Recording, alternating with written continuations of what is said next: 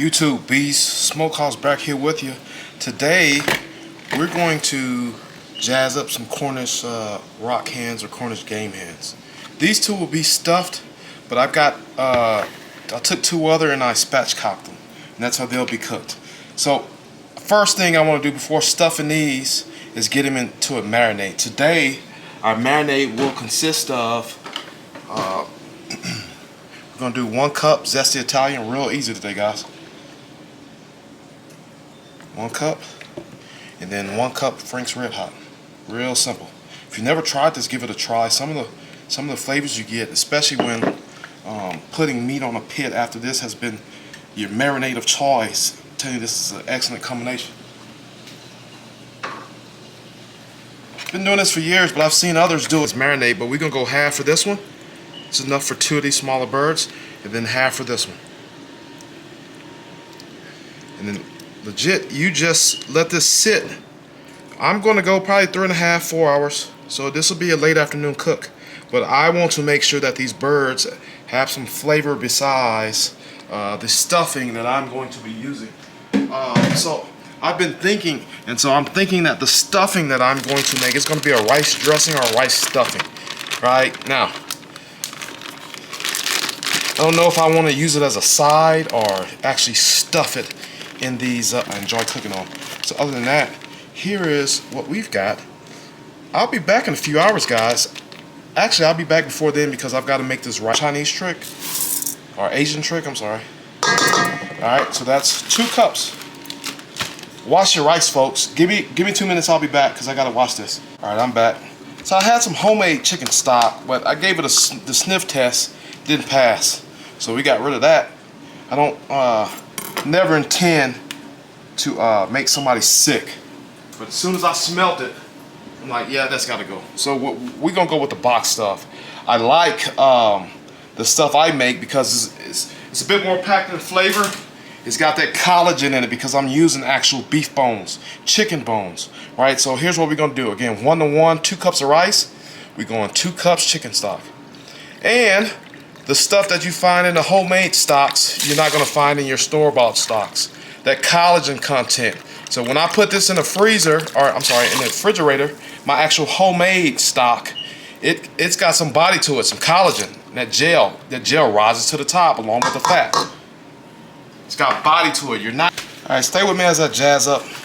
We're going to try to get some herbaceous flavor packed in here. I'm going in with 2 bay leaves. And I'm going to hit it with, these are things that I usually put in my regular cornbread dressing, but my cornbread dressing kind of mirrors my rice dressing, so not too much worried about it. And that's going to be about it. I'm going to get this on the cooker, and then I'll bring you guys back when I'm getting ready to put this rice dressing together. Stay tuned. Alright, here's the setup for today. This is the Weber Smokey Mountain. So I've got some charcoal briquettes here. I've got me some, this is hickory wood, and I'm going to use the minion method, meaning I've got some charcoals preheating right now, and they're going to go straight in the center. I'm not looking for 225 to cook these chickens. I'm looking more 275 to 305, 310, 350. And we're going to keep it like that. I'll be back. Half of a white onion. We're also going to go ahead and get these carrots in there. This is down. I've got 2 small stalks of celery. The garlic will go last. I've got bell pepper, green. I've got green onion. That's going to go last because I don't want it to be with it. I'm going to saute it off. What I don't want is for this carrot to be to have any root. My garlic, and actually what I should do. Usually you don't want to add garlic to a dry pan. And I know the garlic's ready because eventually here shortly we'll be able to smell it. You don't want to burn it. So now we're going to get it all mixed in. Now, we're going to give it one mix. Actually, we're going to get all of this. Give it a mix.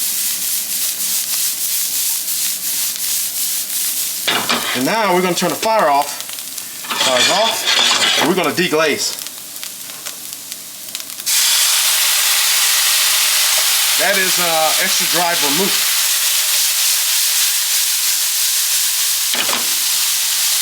It's one of the least things I can do to bring a bit more flavor to our mixture.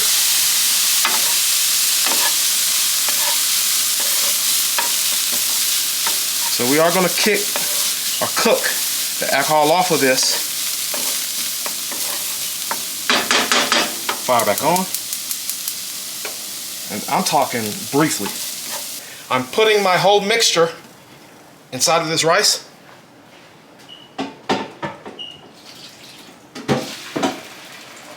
And then now, much like we would do a cornbread dressing, the heat from these vegetables are going to go ahead and soften these green onions. I did use the white stems as well.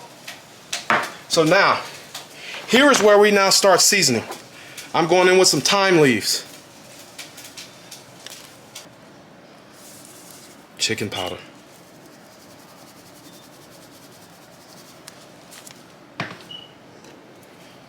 Sage.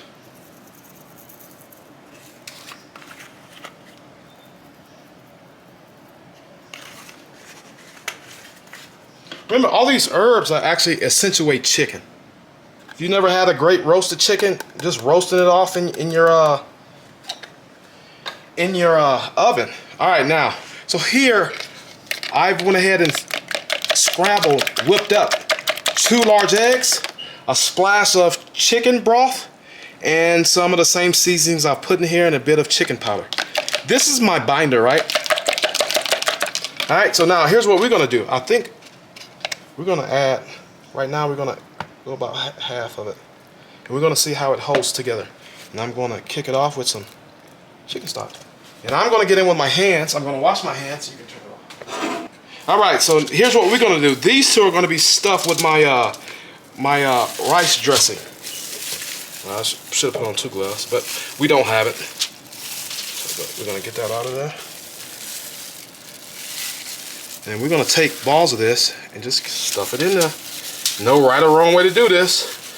I got a glove on. However, you can see they're both touching the chicken. So we won't reuse this. If I don't use it here, it'll be thrown away. I kept some that I'm not gonna be touching with my chicken fingers.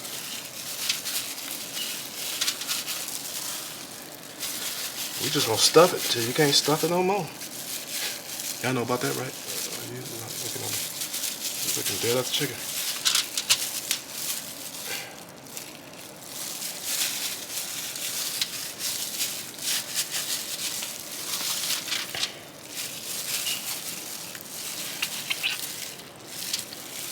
All right. And we're gonna take more. Getting it on down in there in that cavity. Stuffing it. Stuff.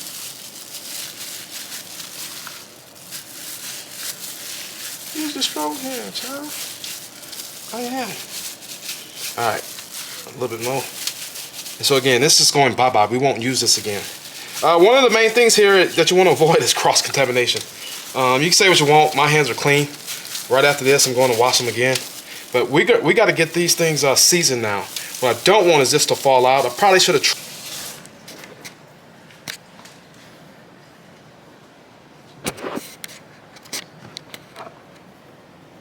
Again, we're going to get some salt on this side of the chicken. I didn't use a binder because the chicken is still moist from that marinade. I am putting salt on it because, again, nothing else.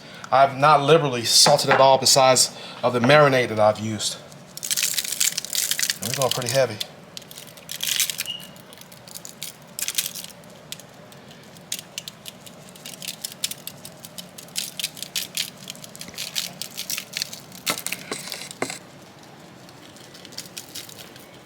And I think one of the other things I'm going to do right now is, you know, I'm a black pepper junkie.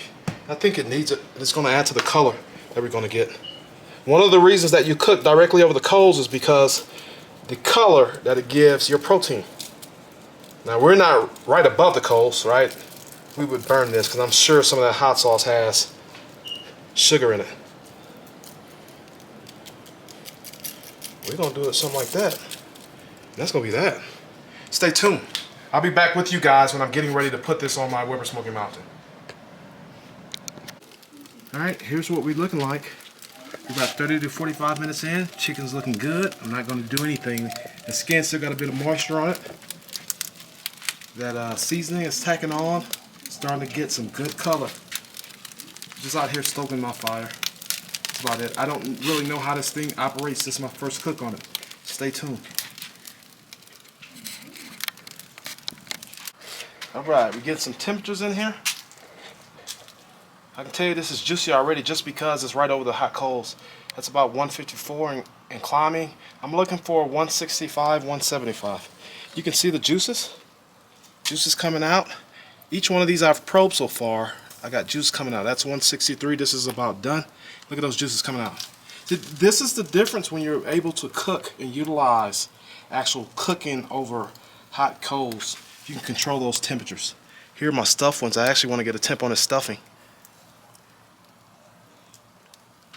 Stuffing is about 144. I'm looking at it to get about 150, 165. And we're going to be good. You cook these Cornish hens the same way you do a regular chicken. That's about 140. YouTube, B Smokehouse back here with you with our finished products. So we have the 4 halves from our Cornish hen cook. They were smoked on the Weber Smokey Mountain.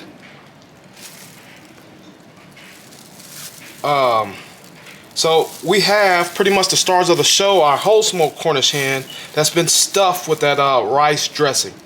Let me move this over here, and then we're going to get into the stars of the show. There you go. We got some nice color. I can tell you right now, I probed these 165 and 175 respectively for the white meat and dark meat. I like that Weber Smoky Mountain. It's a great addition to the cookers that I already have.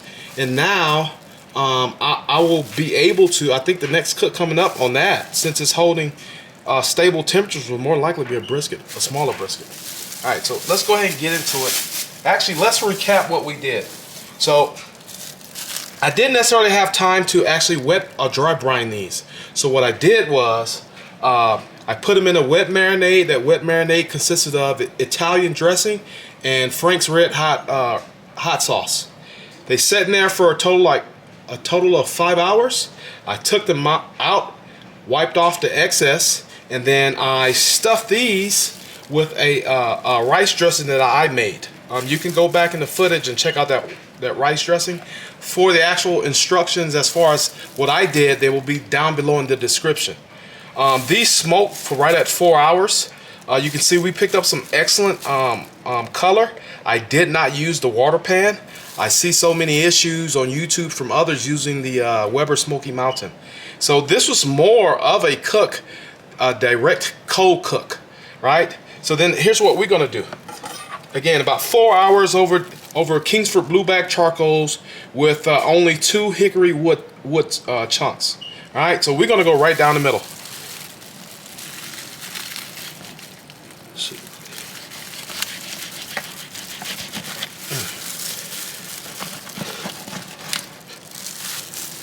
I know it's tender because as I was picking these up, there's that keel bone coming out of there. As I was picking these up, the legs, the drumsticks were falling off, and that's kind of what we had. You guys see it? Come on now. Now, one of the things I know that rice dressing, when cooked by itself, would absolutely be dry. Even though I used 2 eggs, I probably should have used 4 eggs. However, this dressing that's been sitting in this cavity, which actually got to a temperature of 165, is still moist. You can see that it's moist. Those juices from this chicken actually kept this dressing from drying out, and that's what we have. All right. So let me get my end of video pictures, and I'll be back with a taste test. Stay tuned.